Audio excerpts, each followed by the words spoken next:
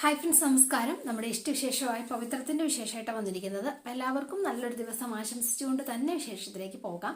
തുടങ്ങുമ്പോൾ തന്നെ കാണുന്നത് നമ്മുടെ അമ്മിണി അച്ഛമ്മേനെയും അതുപോലെ തന്നെ ശ്രീകാന്തും വർഷയും നന്ദിനിയും പിന്നെ വേദയും എല്ലാവരും ഉണ്ട് കേട്ടോ. നമ്മുടെ ശങ്കർ നാരായണനും പത്മവും ഒക്കെ ഇങ്ങനെ നിൽക്കുകയാണ്. അപ്പോഴാണ് ഈ വള പോയ കേസ് പറഞ്ഞുകൊണ്ട് ഇങ്ങനെ പൊക്കി പിടിച്ചുകൊണ്ട് വരുന്നത് വർഷ.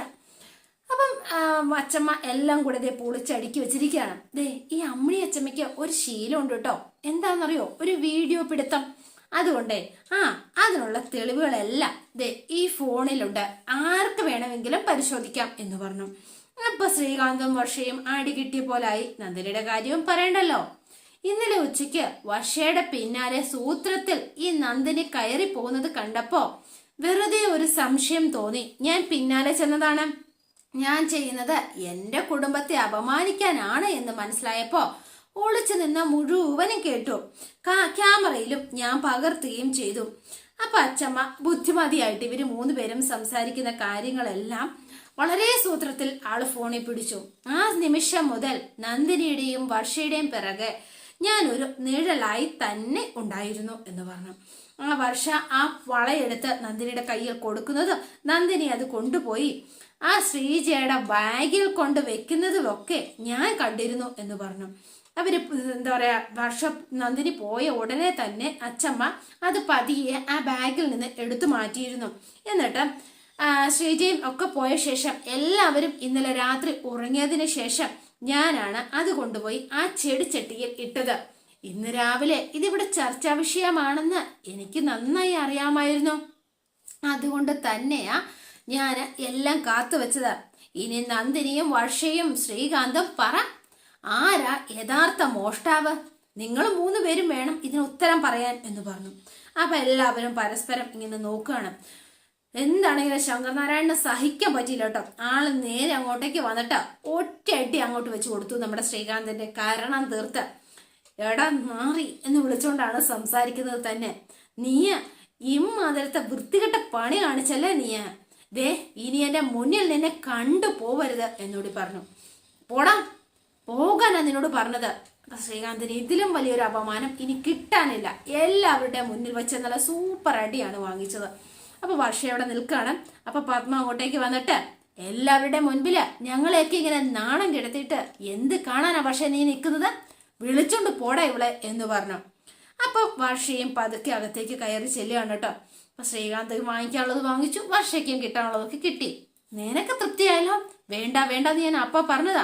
എന്നിട്ട് ഇനി അച്ഛന്റെ മുഖത്ത് നോക്കാൻ പോലും പറ്റാതായില്ലേ? അത് പിന്നെ ശ്രീയേട്ടാ, ആ തള്ള ഇങ്ങനെ ഡിറ്റക്റ്റീവ് കളിക്കുമെന്ന് ഞാൻ അറിഞ്ഞോ ശ്രീയേട്ടാ? അപ്പൊ കൈ ഒന്ന് ഓങ്ങിയെങ്കിലും ശ്രീകാന്ത് വേണ്ട എന്ന് വെച്ചു. അപ്പൊ നേരെ വിക്രത്തിന്റെ അടുത്തേക്ക് നമ്മുടെ ശങ്കർ നാരായണൻ ചെല്ലുവാണ്. വിക്രം, സോറി പറയുന്നതിൽ അർത്ഥമൊന്നും ഇല്ല എന്ന് എനിക്കറിയാം. എങ്കിലും എന്താ പറയാ, ഇങ്ങനെ ഒരു സിറ്റുവേഷൻ ഞങ്ങൾ ആരും ഇവിടെ പ്രതീക്ഷിച്ചതേ ആയിരുന്നില്ല. സോറി എന്ന് വിക്രത്തിന്റെ മുഖത്ത് നോക്കി തന്നെ അദ്ദേഹം സോറി ഒരു ക്ഷമാപണം നടത്തുകയാണ് കേട്ടോ. വീട്ടുകാരെ കൂടി ഇങ്ങനെ അപമാനിക്കാൻ ശ്രമിച്ചതിന് അവനു വേണ്ടി ഞാൻ മാപ്പ് പറയുന്നു എന്ന് പറഞ്ഞു. അതൊന്നും സാരമില്ല ശങ്കർ നാരായണ, അവരെ അപമാനിക്കാൻ ശ്രമിച്ചതല്ലേ ഉള്ളൂ. അതിനിപ്പോ കഴിഞ്ഞിട്ടില്ലല്ലോ. സത്യം ഉള്ളത് കൊണ്ടാ എല്ലാ കാര്യങ്ങളും നേരെയായി നടന്നത്. അപ്പം സാവിത്രിയമ്മ വന്നിട്ട് എന്തായാലും നല്ലൊരു കാര്യത്തിന് ഇവിടെ വന്നിട്ട് ഇങ്ങനെ ആയി പോയല്ലോ എന്ന് ഓർക്കുമ്പോ ഇത് വേണമെങ്കിൽ ഇന്നലെ തന്നെ പൊളിക്കാൻ പറ്റുമായിരുന്നു. പക്ഷേ അപ്പോ അത് കഴിഞ്ഞ് വിക്രമും വേദയും ഇവിടെ നിന്ന് ഇറങ്ങിപ്പോയേണ്ടി വന്നേനെ. അത് ഒഴിവാക്കാൻ വേണ്ടിയിട്ട് ഞാൻ വെറുതെ മിണ്ടാതിരുന്നു എന്ന് മാത്രം. അപ്പൊ നേരെ വേദ നന്ദിനിയുടെ അടുത്തേക്ക് ചെന്നിട്ട്, നന്ദിനിയടത്തി, എനിക്കെതിരെയുള്ള പകയും ദേഷ്യവും തീർക്കാൻ ആ പാവം ശ്രീജയടത്തിയെ കരുവാക്കേണ്ടിയിരുന്നില്ല നന്ദിനിയടത്തി. ശരിക്കും പറഞ്ഞാല് അവരെല്ലാ കാലത്തും നിങ്ങൾ നന്നായി കാണണം എന്ന് മാത്രമേ അവരാഗ്രഹിച്ചിട്ടുള്ളൂ. പറ്റിപ്പോയി മോളെ എന്ന് പറഞ്ഞു ഭയങ്കര അഭിനയം കാഴ്ചവെക്കുകയാണ് നന്ദിനി. ഇനി നിന്നെയും ശ്രീജയടത്തിയും നമ്പി തെറ്റിക്കാനാണെന്ന് പറഞ്ഞപ്പോ അറിയാതെ ഞാൻ ചെയ്തു പോയതാ. നീ എന്നോട് പൊറുക്കണം. നിന്നെ എന്ത് വേണം എന്നുള്ളത് ഇവിടെ നിന്ന് ഇറങ്ങിയ ശേഷം തീരുമാനിക്കാം. തൽക്കാലം ഒന്ന് വീടെത്തട്ടെ എന്ന് അച്ചമ്മ പറയാണ്. അപ്പൊ വേഗം തന്നെ, അല്ല അങ്ങനെ പിണക്കത്തിൽ ഇറങ്ങി പോവരുത് അമ്മണിയമ്മേ. അവര് ചെയ്ത തെറ്റിന് ഞങ്ങളെ ഇങ്ങനെ പരിഹസിക്കരുത്, അല്ലെങ്കിൽ ഞങ്ങളെ വിഷമിപ്പിക്കരുത്. ോ എന്തിന് അതിന് നിങ്ങൾ എന്ത് തെറ്റ് ചെയ്തു? പത്മൻ ചെന്ന് ബ്രേക്ക്ഫാസ്റ്റ് എടുക്കുക, എല്ലാവരോടും ഭക്ഷണം കഴിച്ച് സന്തോഷത്തോടു കൂടി തന്നെ പിരിയുന്നുള്ളൂ. അപ്പൊ എല്ലാവർക്കും ഭയങ്കര സന്തോഷമായിട്ടോ. ശങ്കരനാരായണനും ഭയങ്കര ഹാപ്പിയായി. അപ്പൊ ഇവരെല്ലാവരും ഫുഡ് കഴിക്കാനായിട്ട് പോയി. എല്ലാവരോടും ഇങ്ങനെ ഇരിക്കുകയാണ് കേട്ടോ. അപ്പൊ അച്ഛമ്മ വന്ന് നന്ദിനെടുത്തിട്ട്, ഇനി നിനക്ക് ഇവിടുന്ന് തുള്ളി വെള്ളമില്ല, പുറത്തു പോയിരുന്നോണം, കേടല്ലാം. ശരി എന്ന് പറഞ്ഞു.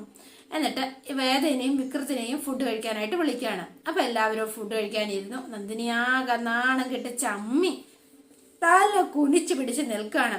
അപ്പൊ അതേണ്ട ഇവരും 4 പേരൂടെ ക്ഷേത്രത്തിലേക്ക് എത്തിയിരിക്കുകയാണ്. അപ്പൊ പൂജാ കാര്യങ്ങൾ ചെയ്യാനായിട്ട് ഈ വിഗ്രഹം തിരിച്ചു കൊണ്ടുപോയി ക്ഷേത്രത്തിൽ ഏൽപ്പിക്കണമല്ലോ. അതനുസരിച്ചാണ് അച്ചമ്മ ഇവരെയും കൂട്ടി നേരെ ക്ഷേത്രത്തിലേക്ക് വരുന്നത്. അപ്പൊ ക്ഷേത്രത്തിലേക്ക് വന്നു, പൂജാരിയെ കണ്ടു. അപ്പൊ അദ്ദേഹം പ്രസാദമൊക്കെ കൊടുത്തു. 2 വീട്ടിലും കൊണ്ടുവച്ച് പ്രാർത്ഥിച്ചു. അമ്മിണിയമ്മേ, ഒവ്വ് തിരുമേനി, എങ്കിൽ 2 പേരൂടി ചേർന്ന് ഇത് നടയിലേക്ക് വെച്ചോളൂ എന്ന് പറഞ്ഞു. അപ്പൊ ഇവർ 2 പേരൂടി ചേർന്ന് ഈ വിഗ്രഹം എടുത്ത് നടയിലേക്ക് വെക്കുകയാണ്. ഇനി പറ്റുമെങ്കിൽ 2 വെള്ളിയാഴ്ച അല്ലെങ്കിൽ 2 ചൊവ്വാഴ്ചയെങ്കിലും ഇവിടെ വന്ന് തൊഴാൻ നോക്കണം 2 പേരും എന്നുകൂടി കൂട്ടിച്ചേർത്തു തിരുമേനി. അപ്പൊ അതനുസരിച്ച് ഇവരെല്ലാ കാര്യങ്ങളും ചെയ്ത ശേഷം ഇങ്ങനെ മടങ്ങാനായിട്ട് നിൽക്കുകയാണ്. അപ്പൊ നന്ദിനിയോട് ഇങ്ങനെ ചോദിക്കുകയാണ്, എന്നാലും നീ എന്താ ഈ നടയിൽ നിന്ന് പ്രാർത്ഥിച്ചത്? ഇനിയും കുരുട്ടുബുദ്ധി തോന്നണം എന്ന് പ്രാർത്ഥിച്ചതാണോ നീ എന്ന് ചോദിച്ചു. അങ്ങനെ പറയല്ല അച്ഛമ്മ, എനിക്കൊരു അബദ്ധം പറ്റിയതാ. എടി, അബദ്ധം പറ്റുകയെന്ന് പറഞ്ഞാൽ അറിയാതെ ചെയ്യുന്നതിനാ, അല്ലാതെ മനഃപൂർവ്വം തീരുമാനിച്ചു ഉറപ്പിച്ച ശേഷം ചെയ്യുന്നത് അതിന് അബദ്ധം എന്നല്ല പറയുക. അത് നിനക്കറിയോ? എന്നാലും ഇങ്ങനെയൊക്കെ ചെയ്യാൻ മാത്രം എന്ത് തീരുമാനിച്ചിട്ട് തന്നെയല്ലേ നന്ദിനിയടുത്ത് അവിടെ നിന്നത് എന്ന് വിക്രം ചോദിക്കുക. സത്യത്തിൽ അതിന്റെ ഉദ്ദേശം എന്തായിരുന്നു മനസ്സിലായില്ലേ? എന്നെയും ശ്രീജയടുത്തിയും തമ്മിൽ തെറ്റിക്കാൻ. ഈ കാര്യം പറഞ്ഞ അടുപ്പത്തിലാവാൻ പോയ 2 കുടുംബങ്ങളെ രണ്ടും ശത്രുതയിലാക്കാലോ, അല്ലേ നന്ദിനി? തെറ്റുപറ്റിപ്പോയി. ഇനി എന്റെ ഭാഗത്തുനിന്ന് അങ്ങനെയൊന്നും ഉണ്ടാവത്തില്ല. ദയവ് ചെയ്ത് ഇത് വീട്ടിൽ ചെന്ന് അച്ഛനോ അമ്മയോ ശ്രീജയച്ചോ ഒന്നും അറിയരുത്. ഇതിപ്പോ ശ്രീജയടുത്തിയുടെ ബാഗിൽ നിന്ന് ആ സ്വർണം കണ്ടെടുത്തിരുന്നെങ്കിലോ? പറ, എന്താ മിണ്ടാത്തത്? ഈ പ്ലാനിങ്ങിൽ വിനായകൻ ചേട്ടനും ഉണ്ടോ? അയ്യോ ഇല്ല, വിനയേട്ടൻ ഇതിൽ അറിഞ്ഞിട്ടേ ഇല്ല. അല്ല, ഇത്രയും കാര്യങ്ങളിൽ കാലങ്ങൾക്ക് മുമ്പേ സക്സസ് ആയിട്ടുള്ള ആള് മൂപ്പരാണല്ലോ, അതുകൊണ്ട് ചോദിച്ചു എന്ന് മാത്രം. സത്യത്തിൽ സുധാകരനും കമലയും വിനായകനും ഒക്കെ അറിയുക ചെയ്യേണ്ടത്. അയ്യോ പ്ലീസ് അച്ഛമ്മേ, ഇനി ഒരിക്കലും എന്റെ ഭാഗത്തുനിന്ന് ഇങ്ങനെയൊന്നും ഉണ്ടാവില്ല. ഞാൻ മൂടി വെച്ചിട്ട് എന്ത് കാര്യം? സാവിത്രിക്കോ പത്മത്തിനോ വേണമെങ്കിൽ വിളിച്ചു പറയാനൊന്നും തോന്നിയാലോ എന്ന് ചോദിച്ചു. അപ്പൊ വേഗം വേദയുടെ അടുത്തേക്ക് വന്നിട്ട്, വേദേ പ്ലീസ്, നീ ദയവ് ചെയ്ത് അന്ന് പറയണം. അവരൊക്കെ അറിയാതെ പറ്റിപ്പോയതാ. അവർ വിളിക്കാനൊന്നും പോകുന്നില്ല. അവരുടെ മകനും മരുമോളും ഇൻവോൾവ് ആയ കേസല്ലേ ഇത്. ആരും അറിയാതിരിക്കണമെന്നായിരിക്കും അവരുടെ ഉള്ളില് എന്ന് വിക്രം ഇങ്ങനെ പറഞ്ഞു. ഞാൻ അമ്മയോടും മുത്തശ്ശിയോടും പറഞ്ഞോളാം. പക്ഷെ നന്ദിനിയടുത്തി ഇനി ഇങ്ങനെ ഉള്ള കാര്യങ്ങൾക്ക് കൂടെ നിൽക്കാതിരുന്നാ മതി. പിന്നെ അച്ഛമ്മേ, അപ്പൊ വിക്രം വിളിച്ചിട്ട് മറ്റൊരു കാര്യം കൂടി പറയട്ടെ.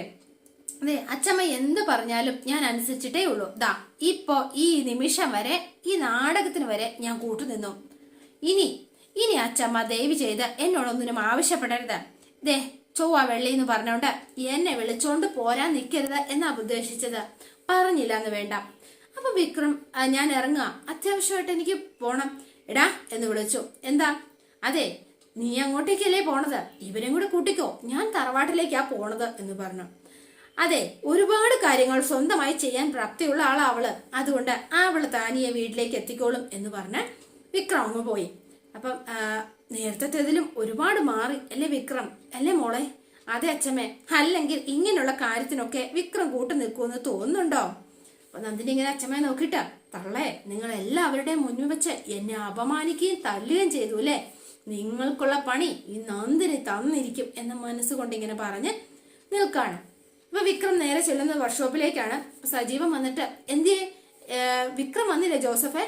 ദേണ്ട വന്നപ്പോ മുതലേ വണ്ടിയുടെ അടിയിലിരിക്കുക. അപ്പൊ ആള് വർക്ക്ഷോപ്പിലെ ജോലി ഏറ്റെടുത്തു, എന്നിട്ട് വണ്ടിയിൽ പണിയാണ്. അപ്പം എണീറ്റ് വന്നിട്ട്, ദേ ജോസഫെ, ആ കക്ഷിയോടെ വിളിച്ചിട്ട് ക്ലച്ച് പ്ലേറ്റ് മാറാറായിന്ന് നീ ഒന്ന് വിളിച്ചു പറഞ്ഞേരെ. ശരി, അല്ല എന്തായി കാര്യങ്ങളൊക്കെ എന്നിങ്ങനെ ചോദിക്കാണ്. ജോസഫെ, ഇതിന്റെ എല്ലാ കാര്യങ്ങളും നീ ശ്രദ്ധിച്ചോണം. പിന്നെ എന്തായാലും ഞാൻ പറഞ്ഞത് ഏറ്റില്ലേ? അല്ല വിക്രം, ഇതൊക്കെ അവസാനിപ്പിച്ചിട്ട് ഇടയ്ക്ക് വെച്ച് നീ അവസാനിപ്പിച്ച് തല്ലിനും പിടിക്കുമൊക്കെ പോവോ? ഇടയ്ക്ക് തല്ലേണ്ടവർക്ക് ഇടയ്ക്ക് ചെന്ന് 1-2 കൊടുക്കണമെന്നേ. അല്ലെങ്കിൽ നമ്മുടെ വിക്രം ശരിക്കും ഒരു പാവമായി പോവും. ഒന്ന് പോടാ, ഈ ആ പരിപാടിക്കൊന്നും ഇനി വിക്രം പോവില്ല എന്ന് സജീവൻ. അതെ, ഒരു ചേഞ്ച് എല്ലാവരുടെ ജീവിതത്തിലും നല്ലതാ. നിന്റെ കാര്യത്തിൽ ഇപ്പോ നല്ല ബെസ്റ്റ് ടൈമാ. ശരിക്കും നീ ജോലി ചെയ്യാൻ തുടങ്ങി. നിന്റെയും വേദയുടെയും വീട്ടുകാര് പരസ്പരം സഹകരിക്കാനും തുടങ്ങി. അതിപ്പോ എല്ലാവരും സഹകരിച്ചിട്ടില്ലല്ലോ. അതാ ഞാൻ പറഞ്ഞത്, അവളുടെ ഏട്ടനെയും കുടുംബത്തെയും എന്തിനു മൈൻഡ് ചെയ്യണം? അച്ഛനും അമ്മയും മുത്തശ്ശിയും ഒക്കെ കൂടെ നിൽക്കുന്നില്ലേ? അത് മതിയടാ. ഇവന്റെ വീട്ടുകാർക്കും എതിർപ്പൊന്നുമില്ല. പിന്നെന്തിനാ വേദയും ഇവനും ചുമ്മാ എന്തിനാ വഴക്കടിച്ച് നിൽക്കുന്നത്? അങ്ങനെ ചോദിക്ക സജീവേ. ഇന്ന് രാവിലെ കയറി വന്നപ്പോ ഞാൻ അവനോട് ഇത് തന്നെ ചോദിച്ചത്. അപ്പൊ അവൻ എന്നെ മറുപടി പറഞ്ഞെന്നറിയോ? ആണും പെണ്ണും തമ്മിലുള്ള സ്നേഹം അങ്ങനെ പറഞ്ഞുറപ്പിച്ചുണ്ടാക്കേണ്ടതല്ലാന്ന്. ആഹാ, അത് കൊള്ളാലോ. ഈ ലോകത്ത് ശരിക്കും വീട്ടുകാർ തമ്മിൽ കല്യാണം ഉറപ്പിച്ച എല്ലാവരും അങ്ങനെ പറഞ്ഞുറപ്പിച്ച് സ്നേഹിക്കുന്നവര് തന്നെയല്ലേ? അതൊക്കെ ഇവന് മനസ്സിലാവാത്തത്. എടാ, അതിന്റെ പേര് സ്നേഹം നല്ല ജോസഫേ. പിന്നെന്താ, മണ്ണാന്തുലിന്നാണോ? കുടുംബവും വംശവും നിലനിർത്താൻ സ്വത്തന്യാധീനപ്പെട്ടു പോകാതിരിക്കാനും മനുഷ്യൻ കണ്ടെത്തിയ ഒരു വഴി. എക്സ്ട്രാ ഒരു അഡ്ജസ്റ്റ്മെന്റ്, അത്രേ ഉള്ളൂ. ആ എസ്റ്റാബ്ലിഷ്മെന്റില് സ്നേഹമില്ലെന്നാണോ നീ പറയണത്? അങ്ങനെയാണെങ്കിൽ നമ്മുടെ പല കുടുംബങ്ങളും സ്നേഹമില്ലാതെ ജീവിക്കുന്നു എന്നാണോ പറയണത്? മണ്ടത്തരം പറയില്ലടാ വിക്രം. ഇവൻ വിചാരിക്കുന്നതേ കിണർ കുഴിച്ചു പോകുമ്പോ തനിയെ ഉറവ് പൊട്ടുന്നത് പോലെ സ്നേഹം തനിയെ ഉണ്ടാവുന്ന. അല്ലടാ മോനെ, എന്തുകൊണ്ട് അങ്ങനെ ആയിക്കൂടാ? ഉണ്ടാവാം. പക്ഷെ ഒരാണിന്റെയും പെണ്ണിന്റെയും ജീവിതത്തില് ഈ പറയുന്ന സ്നേഹത്തിന്റെ ഉറവ തനിയെ ഉണ്ടാവണമെങ്കിൽ അവർ രണ്ടുപേരും ചേർന്ന് ആദ്യം ഒരു കിണറെങ്കിലും കുഴിക്കണ്ടേ വിക്രം? അതാണ് പോയിന്റ്. മനസ്സിലായോ നിനക്ക്? എന്ന് വെച്ചാ രണ്ടുപേരൂടി ചേർന്ന് ജീവിച്ചു തുടങ്ങുമ്പോ സ്ഥാനെ അതങ്ങുണ്ടായിക്കോളും എന്നാണ് അതിനർത്ഥം. മനസ്സിലായോ? അതൊക്കെ പോട്ടെ. അല്ല, വൈകിട്ടത്തെ പരിപാടി എന്താന്ന് പറ. ഇന്നെന്താ പരിപാടി എന്ന് ചോദിച്ചു. ഇന്ന് അനിയൻകുട്ടന്റെ പിറന്നാളല്ലേടാ, അപ്പൊ നമുക്ക് ആഘോഷിക്കണ്ടേ? അവൻ അനാഥാലയത്തിലേക്ക് അച്ഛനെ കാണാൻ പോയിരിക്കാം. ഇന്ന് അവരോടൊപ്പം ഉച്ചസദ്യ കഴിച്ചിട്ട് അവനിങ്ങി പോരും. വൈകിട്ട് അവനൊരു പാർട്ടി എങ്കിലും കൊടുക്കണ്ടേ? പിന്നെ അത് വേണം. എന്നാ പിന്നെ പണി ഒതുക്കിയിട്ട് നമുക്ക് ഇവിടെ തന്നെ അറേഞ്ച് ചെയ്താലോ? അത് വേണ്ട, നമുക്ക് ഏതെങ്കിലും നല്ലൊരു റെസ്റ്റോറന്റിലേക്ക് പോവാം. എന്നാ പിന്നെ ബാറിലേക്ക് പോവാം എന്ന് ജോസഫ്. അങ്ങനെ ഇപ്പൊ നീ കുടിച്ചു മറക്കണ്ട. അതെ, അത് വേണ്ട, നമുക്ക് റെസ്റ്റോറന്റ് തന്നെ മതി എന്ന് പറഞ്ഞു. സ്ഥലം ഞാൻ മെസ്സേജ് ചെയ്യാം. ഓക്കെ. അപ്പൊ അനിയൻകുട്ടന്റെ ബർത്ത്ഡേ ആഘോഷിക്കാൻ തന്നെ ഇവരങ്ങ് തീരുമാനിച്ചു കേട്ടോ. കാണുന്ന വേദേനെയാണ്. അപ്പൊ വേദ വരുമ്പോഴത്തേനും ശ്രീജ മോളുമായിട്ട് സംസാരിക്കുകയാണ്. എന്താ മോളാണല്ലോ, അവളെന്താ അത്യാവശ്യ കാര്യത്തിന് വിളിച്ചതാ? കഥയോ? കഥ തന്നെ. സ്കൂളിൽ ഓരോ കുട്ടികളും ഓരോ കഥ അവതരിപ്പിക്കണം അത്രേ. നാളെ അവളുടെ ഊഴവാ. ഒരു കഥ അവതരിപ്പിക്കാൻ പറഞ്ഞു കൊടുക്കണമെന്ന്. എന്നിട്ട് ശ്രീചേച്ചി പറഞ്ഞു കൊടുത്തോ? നല്ല കാര്യായി. ഞാനേ ഒരു കഥയില്ലാത്ത ആളാ, പിന്നെയല്ലേ ഞാൻ പറയുക. പിന്നെ എന്ത് ചെയ്യും എന്ന് ചോദിച്ചോ. വൈകിട്ടത്തേക്ക് അയച്ചു കൊടുക്കാമെന്ന് പറഞ്ഞതോ? അതിനല്ലേ അവളുടെ വേദച്ചെറിയുമുള്ളത്. ഞാനോ? പിന്നെ അല്ലാതെ ആരാ? വേദ വൈകിട്ടത്തേക്ക് മുൻപ് ഒരു കഥ അയച്ചു കൊടുത്തേ പറ്റൂ. വേദോർണം പറഞ്ഞു തരണം. ഞാൻ അവൾക്ക് പറഞ്ഞു കൊടുത്തോളാം. അത് അവളുടെ ജീവിതത്തിൽ അല്ലെങ്കിൽ അവളുടേതായ രീതിയിൽ അവൾ അവതരിപ്പിച്ചോളും. ശരി. അപ്പൊ കുറച്ചു നേരം വേദ ഒന്ന് ആലോചിച്ചു. അപ്പൊ നന്ദിനി അങ്ങോട്ടേക്ക് ഇറങ്ങി വന്നു കേട്ടോ. വേദ ഇങ്ങനെ ഇരുന്നിട്ട്, അതെ, പണ്ട് പഠിച്ചൊരു കഥയാ പറയാം. അതെ, ശരിക്കും പണ്ട് ഒരു രാജ്യത്ത് ഒരു രാജാവ് ഉണ്ടായിരുന്നു. ചെറിയൊരു തെറ്റിന് പോലും വധശിക്ഷ വിധിക്കുന്ന ഒരു രാജാവ്. ആ രാജാവിന്റെ കഥയാ. ആ രാജാവ് ഒരു ദിവസം ആ രാജാവിന്റെ കഥാപ്രസംഗം തുടങ്ങിയോ എന്ന് നന്ദിനി ഇങ്ങനെ പുറകെ വന്നിങ്ങനെ ആലോചിക്കുകയാണ് കേട്ടോ. അതെ, കഥ എന്താന്ന് വെച്ചാലേ ഇത്രേ ഉള്ളൂ, സിമ്പിളാണ്, കുഞ്ഞൊരു കഥയാട്ടോ എന്ന് ശ്രീജടത്തി എന്നൊക്കെ പറഞ്ഞാണ് തുടങ്ങുന്നത്. ആ രാജ്യത്ത് ആ രാജാവിന്റെ ഭരണത്തെ ഒരാൾ വിമർശിച്ചു. ആ വിമർശിച്ചതിന് അയാൾക്ക് വധശിക്ഷ വിധിക്കപ്പെട്ടു. ശിക്ഷ നടപ്പിലാക്കുന്നതിന് മുൻപ് ഞാനൊന്ന് വീട്ടിൽ പോയി വന്നോട്ടെ എന്ന് അനുവാദം രാജാവിനോട് ചോദിച്ചു. അപ്പൊ രാജാവ് ചോദിച്ചു, തിരിച്ചു വരുമെന്ന് എന്താണ് ഉറപ്പ് എന്ന് ചോദിച്ചു. അപ്പൊ തടിച്ചുകൂടിയ ആളുകളിൽ നിന്ന് ഒരാൾ മുന്നോട്ട് വന്നിട്ട് പറഞ്ഞു, അവൻ മടങ്ങി വന്നില്ല എങ്കിൽ എന്നെ ശിക്ഷിച്ചോളൂ എന്ന് പറഞ്ഞു. നീ ആരാണ് എന്ന് രാജാവ് ചോദിച്ചപ്പോ വധശിക്ഷയ്ക്ക് വിധിക്കപ്പെട്ടവന്റെ സുഹൃത്താണ് എന്നാണ് അയാളുടെ ഉത്തരം. അപ്പൊ പരിഹാസത്തോടെ രാജാവ് പറഞ്ഞു, അതെ വിഡ്ഢി, നീ നിന്റെ ജീവനമാണ് പണയം വെക്കുന്നത്. അവൻ ഒരിക്കലും തിരിച്ചു വരാൻ പോകുന്നില്ല എന്ന്. പക്ഷെ കൂട്ടുകാരന് ഉറപ്പായിരുന്നു. അവൻ പിറ്റേ ദിവസം 12 മണിയാകുന്നതിനു മുൻപേ മടങ്ങിയെത്തും എന്നൊരു ഉറപ്പിൽ രാജാവ് അയാളെ വിട്ടയച്ചു. കൂട്ടുകാരനെ അവിടെ നിർത്തുകയും ചെയ്തു. അയാൾ വീട്ടിലെത്തി ഭാര്യയെ മക്കളെയും കണ്ട് അന്ത്യയാത്രയൊക്കെ പറഞ്ഞ് കൃത്യസമയത്ത് തന്നെ തിരിച്ചെത്താനായി അയാൾ ഉടൻ മടങ്ങി. അയാൾ കുതിരപ്പുറത്തായിരുന്നു യാത്ര ചെയ്തത്. പക്ഷേ തിരിച്ചു വഴിയിൽ വച്ച് അയാൾ സഞ്ചരിച്ചിരുന്ന ആ കുതിര ഒരു കുഴിയിൽ വീണ് അയാളുടെ കാലൊടിഞ്ഞു. ഏന്തി വലിഞ്ഞ് നടന്നു. അയാൾ പലരോട് സഹായം ചോദിച്ചു. അയാൾ കൊട്ടാരത്തിലേക്ക് സമയത്തിനെത്താൻ ശ്രമിച്ചു. അപ്പോഴേക്കും സമയം 12 മണിയായിരുന്നു. വധശിക്ഷയ്ക്ക് നടത്താനുള്ള സമയവുമായി. എന്തെങ്കിലും കാരണമില്ലാതെ സുഹൃത്ത് വരാതിരിക്കില്ല എന്ന് ഉറപ്പുണ്ടായിരുന്നു. കൂട്ടുകാരൻ വധശിക്ഷയ്ക്ക് തയ്യാറായി. എല്ലാവരും അമ്പരപ്പോടെ അയാളെ ഇങ്ങനെ നോക്കി. വധശിക്ഷ നടപ്പിലാക്കാൻ തുടങ്ങുന്ന അവസാന സമയത്ത് ഏന്തി വലിഞ്ഞ് ആ സുഹൃത്ത് രാജസദസ്സിലേക്ക് എത്തി. എന്നിട്ട് അദ്ദേഹം പറഞ്ഞു, അതെ, അയാൾ വിളിച്ചുച്ചത്തിൽ പറഞ്ഞു, ഞാൻ ഇതാ എത്തി, എന്നെ ശിക്ഷിച്ചോളൂ എന്ന്. അങ്ങനെ അവനെ വെറുതെ വിട്ടേക്കൂ എന്നാണ് അദ്ദേഹം പറഞ്ഞത്. അപ്പോഴേക്കും മരിക്കാൻ തയ്യാറായ ചങ്ങാതി പറഞ്ഞു, വേണ്ട ചങ്ങാതി, ഇപ്പൊ തന്നെ ഞാൻ മനസ്സുകൊണ്ട് മരിക്കാൻ തീരുമാനിച്ചു. നീ തിരിച്ചു പോയി കുടുംബമായി ജീവിക്കൂ എന്നാണ് ആ സുഹൃത്ത് പറഞ്ഞത്. മറ്റേ കൂട്ടുകാരൻ പക്ഷെ ഒട്ടും സമ്മതിച്ചതേ ഉണ്ടായിരുന്നില്ല. അവരുടെ തർക്കം കണ്ട രാജാവ് പറഞ്ഞു, നിങ്ങളുടെ സൗഹൃദം എന്റെ കണ്ണു തുറപ്പിച്ചു. നിങ്ങളെ 2 പേരെയും ഞാൻ മോചിപ്പിക്കുന്നു എന്നായിരുന്നു അദ്ദേഹത്തിന്റെ മറുപടി. ഇതാണ് കഥ. എന്താ പോരെ? ഓ, തീർച്ചയായും മതി. താങ്ക് യു വേദ. പോവാൻ വരട്ടെ. അതെ, ഒരു ചോദ്യം കൂടി. ഈ വേദാളവല്ലേ, കഥ കഴിഞ്ഞാൽ ചോദ്യം പതിവാണല്ലോ. തന്തിനി ഇങ്ങനെ പുറകെ നിന്ന് എന്താ പറഞ്ഞത്? അല്ല, എന്താ ചോദ്യം എന്ന് ചോദിച്ചതാ.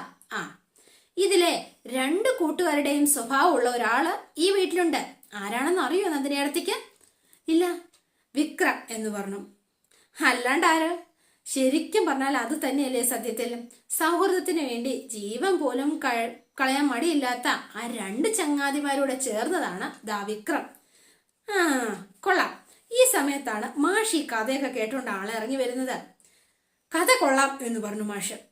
പക്ഷേ ഒരു വ്യത്യാസം കൂടി ഉണ്ട് എന്നായിരുന്നു മാഷിന്റെ അഭിപ്രായം. അപ്പൊ എല്ലാവരും തിരിഞ്ഞിങ്ങനെ നോക്കാണ് കേട്ടോ. അതോടെയാണ് ഇന്നത്തെ വിശേഷം അവസാനിക്കുന്നത്. ഇനി നാളത്തെ വിശേഷം ഇതിലും ഗംഭീരമാണ്. അപ്പൊ എല്ലാവരും വെയിറ്റ് ചെയ്യുക. ഇഷ്ടപ്പെട്ടുവെങ്കിൽ ലൈക്ക് ചെയ്യാനും ഷെയർ ചെയ്യാനും മറക്കല്ലേ. തൊട്ടടുത്ത ആ ബെൽ ബട്ടൺ കൂടെ ഒന്ന് ഞെക്കുകയാണെങ്കിൽ ഞാൻ ഇടുമ്പോൾ തന്നെ നോട്ടിഫിക്കേഷൻ ലഭിക്കുന്നതായിരിക്കും. പുതുപുത്തൻ വിശേഷമായിട്ട് എത്താം. Bye and see you again.